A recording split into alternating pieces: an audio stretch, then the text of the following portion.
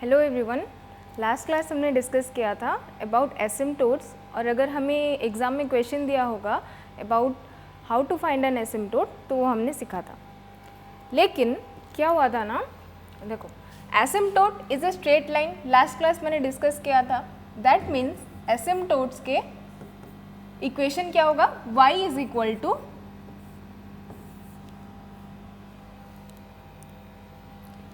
Equal to M X plus C. और एक curve के कितने एसिम्टोट्स निकलेंगे वो डिपेंड करेगा किस पे, वो कर्व का इक्वेशन पे।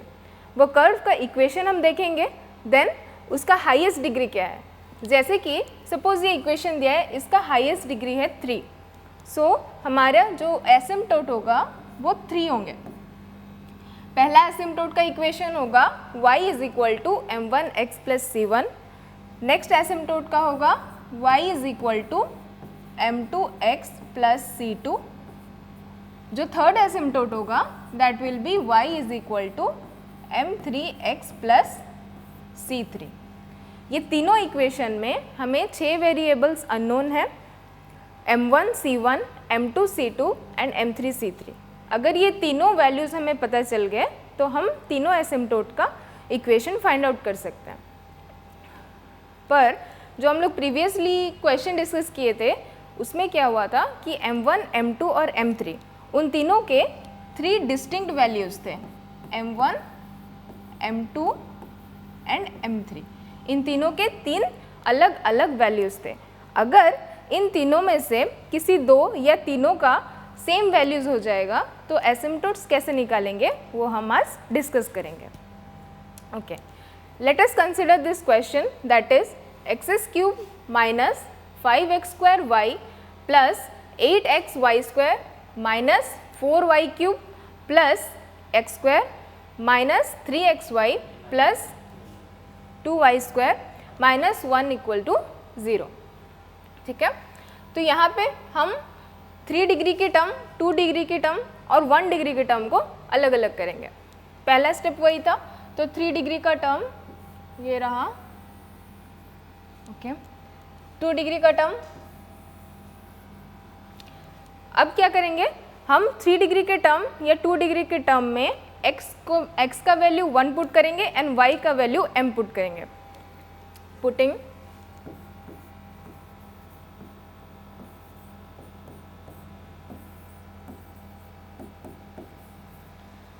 ठीक है, तो फर्स्ट जो 3 डिग्री का टर्म है उसको हम एक यूनिक नेम देते हैं, that is phi of 3। Phi 3 of m will be equal to, x की जगह में 1 पुट करेंगे, x क्यूब 1 हो जाएगा, माइनस सेकेंड वाला term x square that is 1, y की जगह में m होगा, सो 5m प्लस 8, y की जगह में m, x की जगह में 1, सो 8m square minus 4m cube.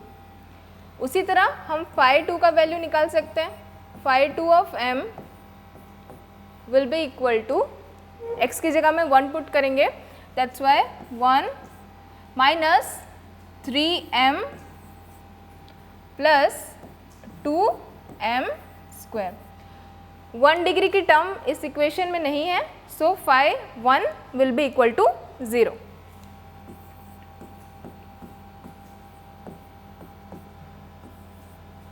ठीक है, अभी हम लोग को m का वैल्यूज फाइंड आउट करना है। m की वैल्यूज कैसे निकालेंगे, जो हाईएस्ट डिग्री वाला टर्म है that is phi 3 of m को हम 0 के बराबर कर देंगे। अगर फाई 3 ऑफ m 0 के बराबर है that means 1 minus 5m plus 8m square minus 4m cube will be equal to 0। Okay, normally हम फैक्टराइज कर देते हैं बट इस इक्वेशन को हम फैक्टराइज नॉर्मली नहीं कर सकते, सो हम क्या करेंगे, इसको फैक्टराइज करने का तरीका क्या है, let m is equal to 1। हम m की वैल्यू 1 लेके देखते हैं, एज्यूम करते हैं। तो अगर हम m की वैल्यू 1 ले लेंगे तो इक्वेशन क्या बन जाएगी, 1 माइनस 5 इंटू 1 प्लस 8 इंटू 1 का स्क्वायर माइनस 4 इंटू 1 का cube. Okay, this will be 1 minus 5 plus 8 minus 4. ये कितना हो जाएगा? 1 minus 5 that is minus 4 plus 4 that is equal to 0. जब हम m की वैल्यू 1 पुट करते हैं तो ये जो पोलिनोमियल है दैट गिव्स द आंसर 0. इसका मतलब क्या है कि m minus 1 is a factor of this polynomial. अगर m माइनस 1 एक फैक्टर है तो उसके बाद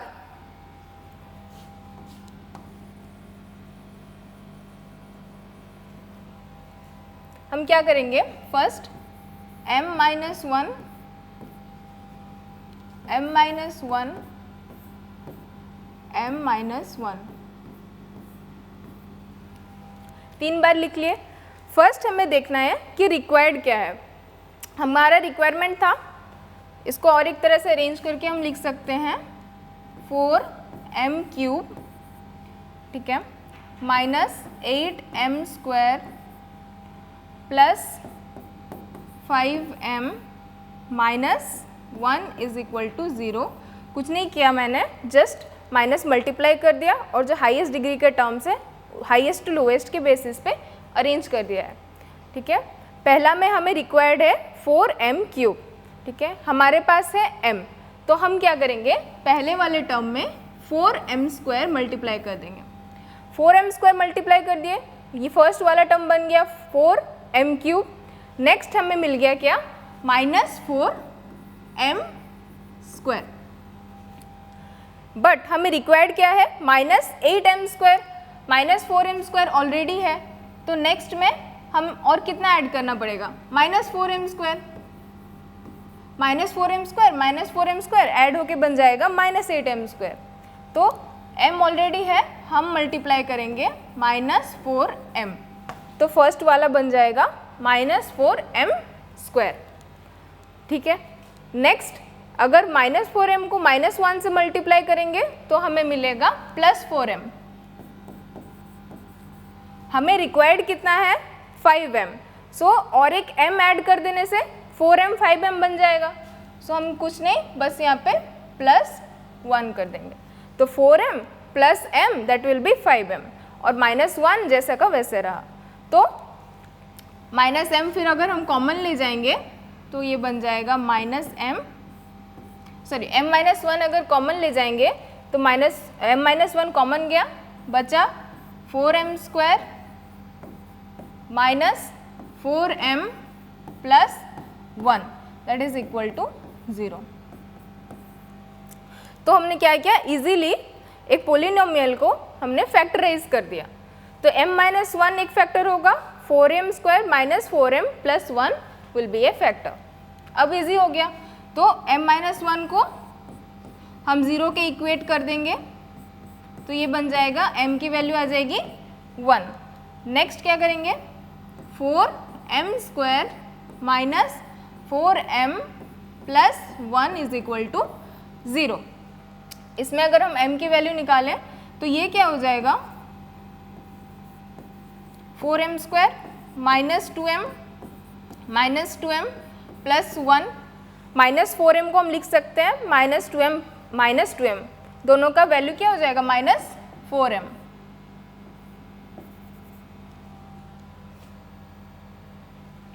is equal to 0. 4m square minus 2m से 2m कॉमन ले गए, बचा 4 बचा 2m.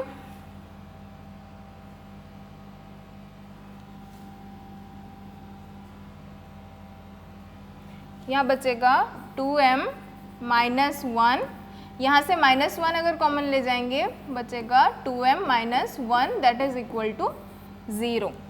ठीक है, सेम चीज़ है, 2m माइनस 1 कॉमन ले गए, बचा 2m माइनस 1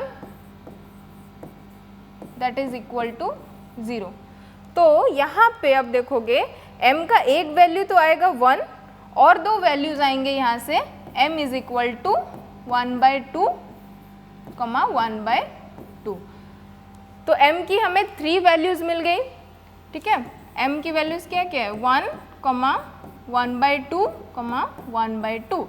m की 3 वैल्यूज़ मिल गई, 3 एसिम्पटोट्स भी निकलेंगे, बट उसमें से 2 वैल्यूज़ क्या है, सेम है। तो जब m की सेम वैल्यूज़ आएंगी तो हम c का वैल्यू कैसे निकालेंगे और 3 डिफरेंट एसिम्पटोट्स कैसे फाइंड आउट करेंगे वो हम लोग देखेंगे आगे।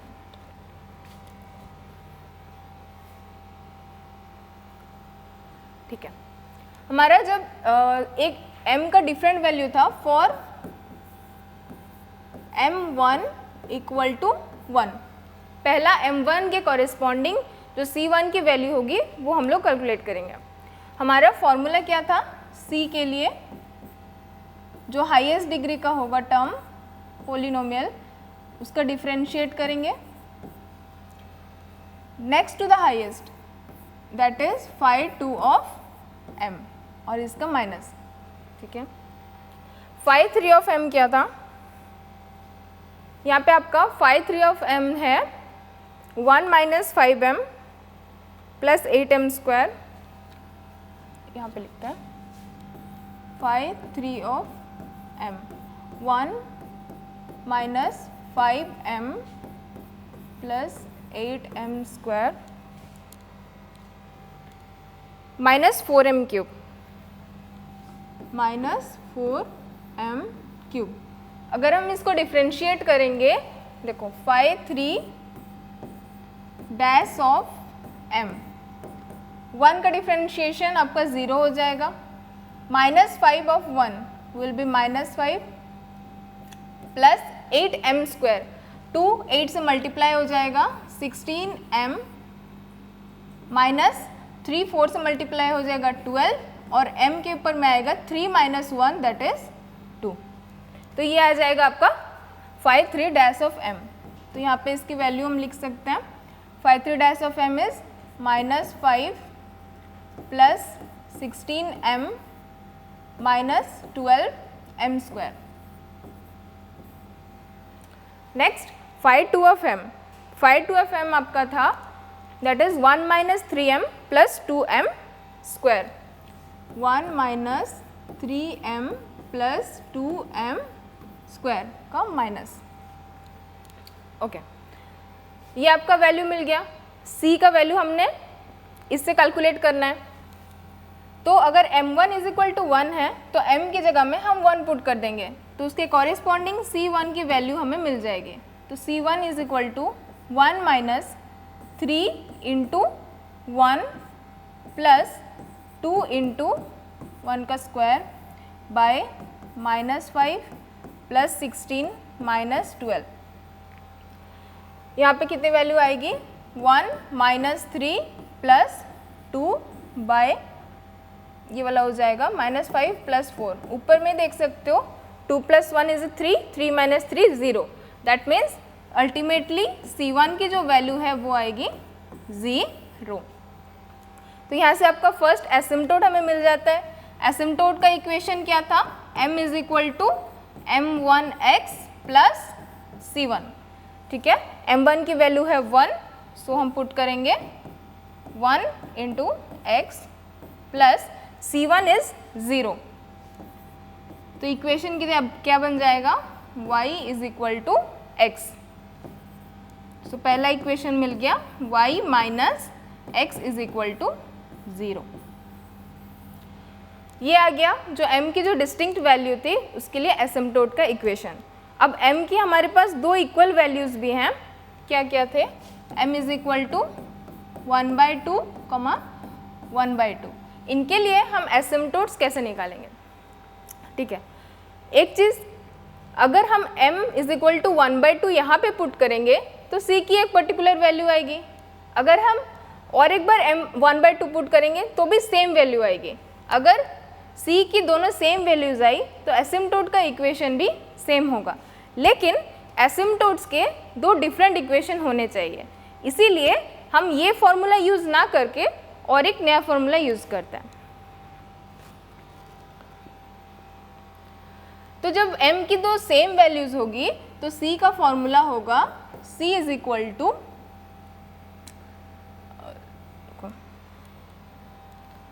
एक इक्वेशन से एक्चुअली सॉल्व करते हैं इसको। वो इक्वेशन है C square by 2 factorial 5 3 double dash of m plus c by 1 factorial 5 2 dash of m plus 5 1 of m। ठीक है, ये तीनों वैल्यूज़ हमें मालूम है। c का वैल्यू हमें निकालना है, इज इक्वल टू 0। इस इक्वेशंस को सॉल्व करने के बाद हमें c का वैल्यू मिल जाएगा। फैक्टोरियल क्या होता है? देखो, सपोज हमें फाइंड आउट करना है n का फैक्टोरियल। फैक्टोरियल मतलब हम स्टार्टिंग से मल्टीप्लाई करते जाएंगे 1 into 2 into 3 into 4 up to the value n। Suppose 2 का फैक्टोरियल पूछा है, सो 2 का factorial is equal to 1 into 2 that is equal to 2। 3 का फैक्टोरियल पूछा है तो 1 इंटू 2 इंटू 3 दैट इज 2 3 जा 6। इस तरह हम फैक्टोरियल निकालते हैं। तो यहाँ पे दिया गया है 2 का फैक्टोरियल, दैट मीन्स हमें करना है 1 इंटू 2। 1 का फैक्टोरियल 1 इंटू 1। सी स्क्वायर, ठीक है, 5 डबल डैश m, और एक चीज़ हमें निकालनी है 5 3 डबल डैश m। हम ऑलरेडी 5 3 डैश m का वैल्यू निकाल दे हैं, उसको और एक बार अगर हम डिफ्रेंशिएट कर देंगे तो 5 3 डबल डैश m का वैल्यू निकल जाएगा। 5 डैश का वैल्यू क्या था? 5 3 डैश का वैल्यू था -5 plus 16m minus 12m square. -5 plus 16m minus 12m square, minus 12m square. इसका फर्दर डिफ्रेंशिएट करना है। ये 5 ऑफ m है, 5 3 डैश ऑफ m है।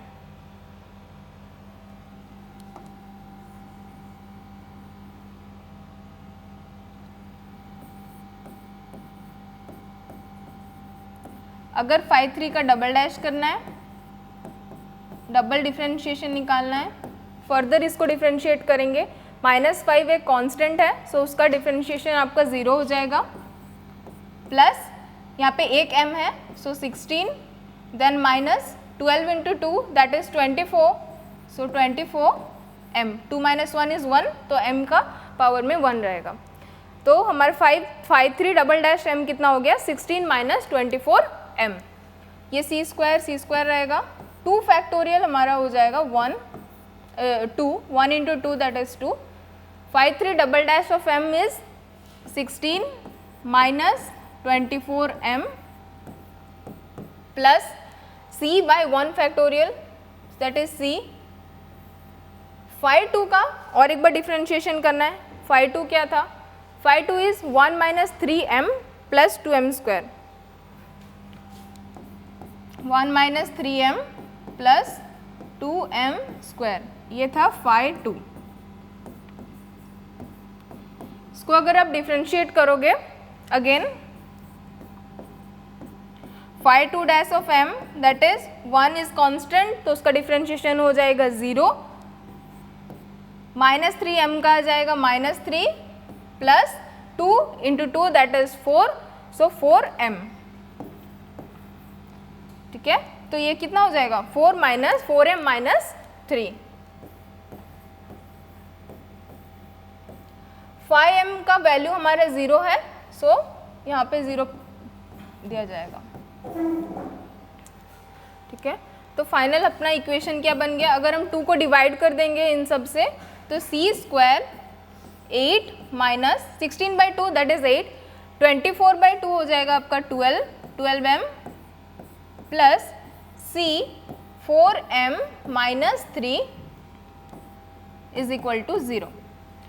इस इक्वेशन में अगर हम m की वैल्यू पुट करेंगे तो हमें c की वैल्यूज़ मिल जाएगी। तो m की हमारी क्या क्या वैल्यूज़ थी? m की वैल्यूज़ थी 1/2, 1/2, दोनों सेम वैल्यूज़ हैं। ठीक है, तो m की जगह में हम 1/2 पुट करेंगे। Put m is equal to 1/2। So c square 8 minus 12 into 1/2 m की जगह में 1/2 पुट किए, प्लस c, यहाँ पे भी m की जगह में 1/2 पुट करेंगे तो 4 इंटू 1/2 माइनस 3।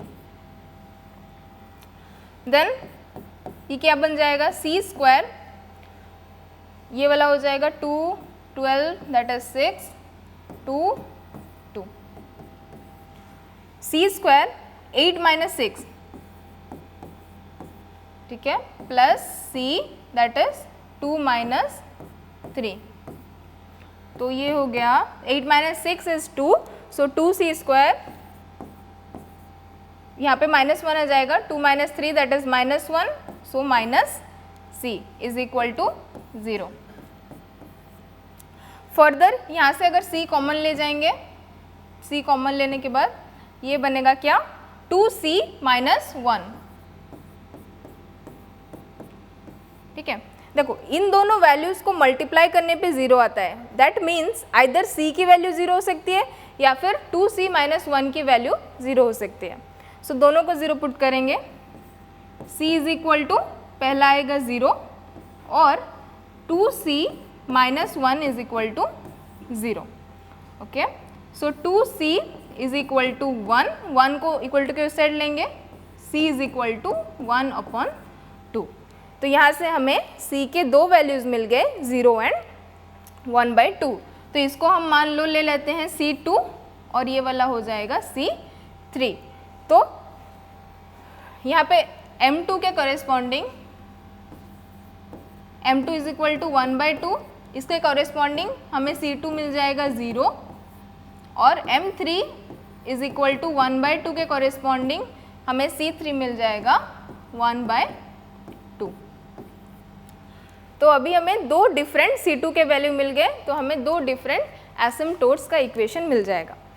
नेक्स्ट देखो, तो जब m2 का वैल्यू 0 है एंड c2 की वैल्यू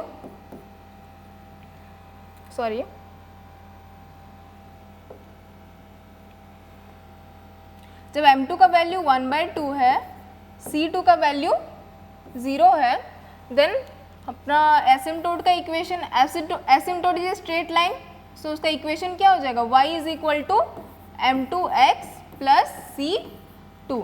m2 के जगह में 1/2 पुट करेंगे तो 1/2x plus 0, y is equal to 1/2x plus 0, 2 यहाँ पे मल्टीप्लाई हो जाएगा, that is 2y is equal to x, या फिर हम लिख सकते हैं 2y minus x is equal to 0, ठीक है। नेक्स्ट और दो वैल्यूज़ मिले हैं हमें, m3 इज इक्वल टू 1/2 और c3 is also equal to 1/2।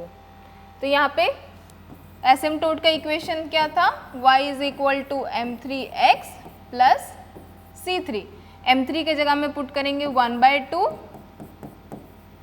Plus c3 के जगह में पुट करेंगे 1/2।